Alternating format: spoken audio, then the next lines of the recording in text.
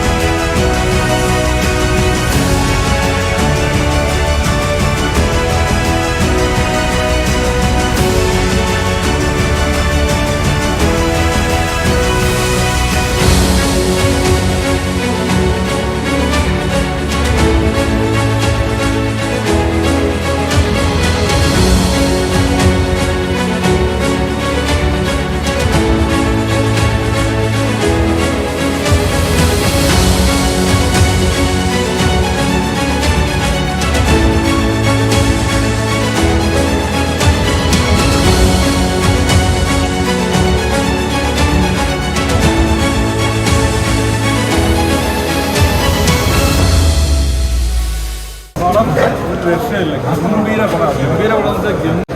നമ്മൾ 426ഓളം സിനിമകൾ മമ്മൂക്കയ്ക്ക് ഇറങ്ങിയിട്ടുണ്ട്. ഇങ്ങനത്തെ ഒരു ക്യാരക്ടർ അദ്ദേഹം ചെയ്തിട്ടുണ്ട്.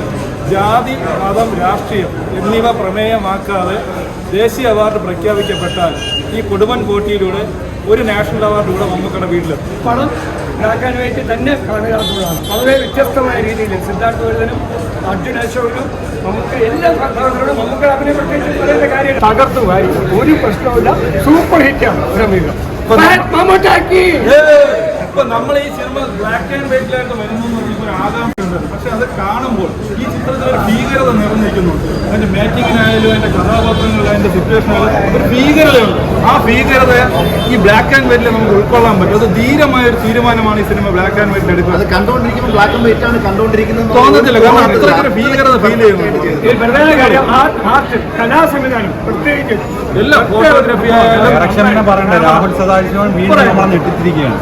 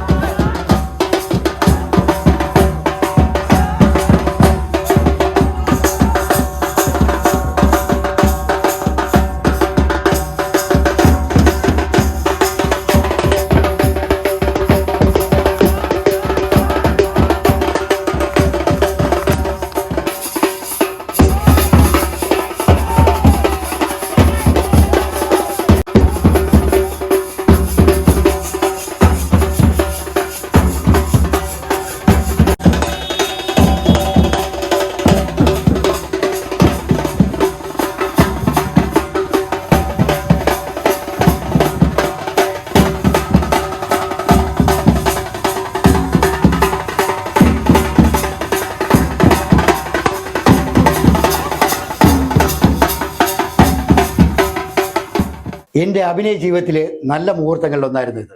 കണ്ടില്ലേ, മമ്മൂക്ക ഫാൻസുകാരും മമ്മൂക്ക ആരാധകരും എല്ലാ സിനിമാ പ്രേക്ഷകരും രണ്ട് കൈ നീട്ടി സ്വീകരിച്ചു. സിനിമയെ പറ്റി പറയുകയാണെങ്കിൽ ഗംഭീര സിനിമ, മമ്മൂക്ക അസാധ്യ പെർഫോമൻസ്, അതുപോലെ തന്നെ അർജുന അശോക്, അതിലഭിനയിച്ച എല്ലാവരും മനോഹരമായി പെർഫോം ചെയ്തു. ഒരു ഹോളിവുഡ് സിനിമ തന്നെയാണ്. കണ്ടു കഴിഞ്ഞാൽ അത്ര ഫീലാണ്. നിങ്ങളെല്ലാവരും തിയേറ്ററിൽ പോയി തന്നെ ഈ സിനിമ കാണുക. I love you Mammookka. അതുപോലെ തന്നെ എനിക്ക് ഇങ്ങനൊരു മേക്ക് ഓവർ, ഇങ്ങനൊരു വേഷത്തിൽ എനിക്ക് അവിടെ എത്താൻ വേണ്ടി സഹായിച്ച അല്ലെങ്കിൽ അതിനൊരു അവസരം തന്ന വി ലവ് സിനിമയോട് എന്നും ഞാൻ കടപ്പെട്ടിരിക്കും.